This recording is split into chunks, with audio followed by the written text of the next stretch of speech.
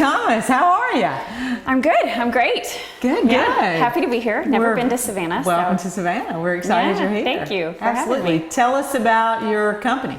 Sure. I work for ModeSet, and we are a software engineering firm and product consultancy based out of Denver. And so we work primarily with technology startups, generally building all various types of software as service applications. Great. How'd you get into that? Well, so my background was in branding and marketing for about 10 years. With some pretty major global companies, Yes, with some large companies, the North Face, Oakley, Audi, and I worked with a large team of developers and UX strategists, designers, I was on the client services side. And after about 10 years of it, working both agency side and client side, I just got a little bored and decided I wanted to do something different. And I had a lot of friends who were developers, and I decided to start to learn to write some code. And once I started, I was addicted. Okay. And I went to a 6-month developer training program, which was very intense every day for 6 months. And when I left that, I was a junior developer, and I got a job working with a product company at first, and then did that for a short time before I joined ModeSet, because a consultancy was just a little bit better fit for me given my background. Right. Yeah. Good.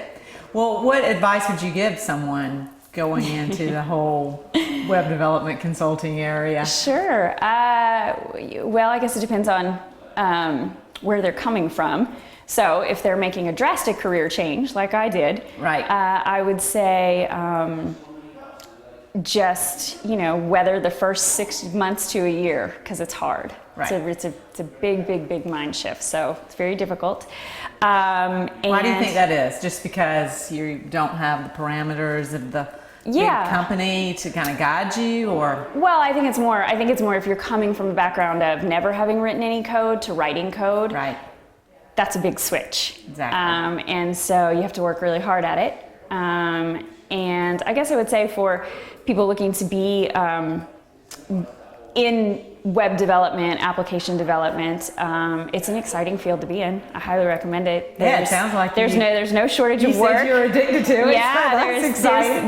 There's no shortage of work, and you get to solve some very interesting problems every day, and you still get to meet great clients. Good. As we look into the next couple years in this whole field, what direction do you see it taking?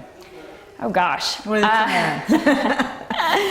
I don't continuing to expand. Yeah, I think expansion. I think what would make me happy to see is if education in learning to code and in technology in general were more prevalent in our public schools. That would make me happy. I would love to see that. Right. I don't think there's enough of that, and I think our public schools are really slow to move around that. In addition, I think many of our universities are probably missing the ticket on kind of catching up fast. Do you think that is because maybe the staff is not, they're not as into the latest? Is it going so fast it's hard for instructors to stay ahead? I think part of it is the rate at which tech moves. It's very fast. Change is the only constant. And I think honestly it's just new.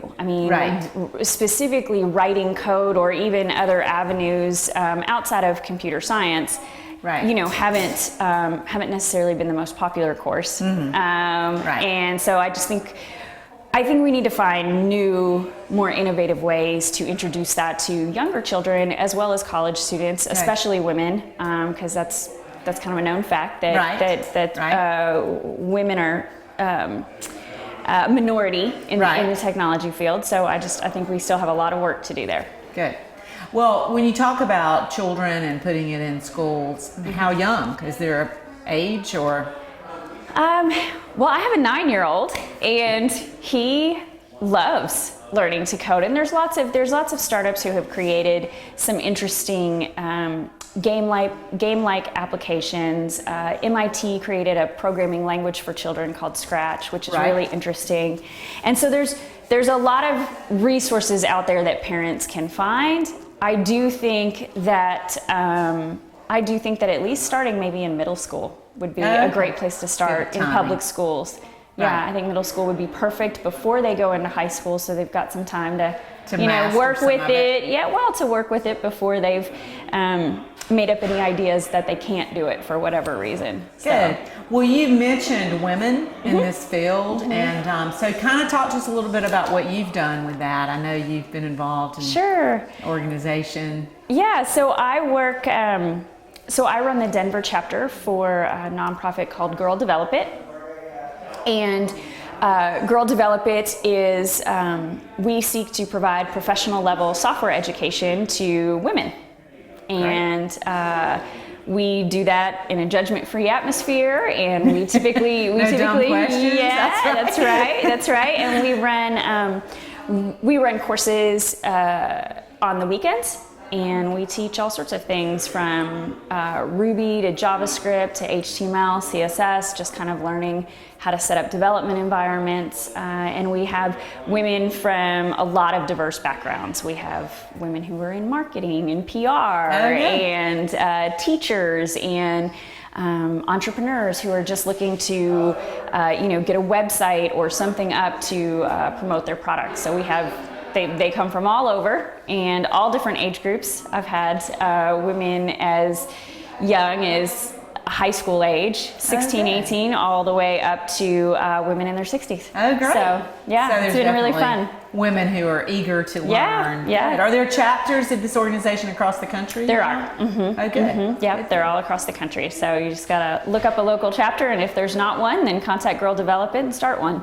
Good. Well, talk to us a little bit about being in Savannah. I know you're on a panel later today with Geekend. So had you heard about this before? And kind of talk to us a little bit about what you think about what we have going on in Savannah this week. Yeah, well, so one of my coworkers was a keynote speaker at Geekend last year, which is how I found out about the conference. And I decided to submit a proposal because I really liked the description and kind of what I could see that Geekend was trying to accomplish and kind of some of the people that they wanted to pull together. And I was asked to be on a panelist with a few others, and I just didn't want to turn down the invitation because I was curious more than anything. And so I'd love to come check out what is going on in Savannah because I'm pretty well versed in Denver, so got to get out more. West Coast, East Coast comparison, right? Maybe we need to have you back on a podcast to compare the two sides of the country afterwards. Sure. Well, we're excited that you're here, and certainly thank you for being with us today. Yeah, Bree Thomas. Thank you. Thanks. You're good.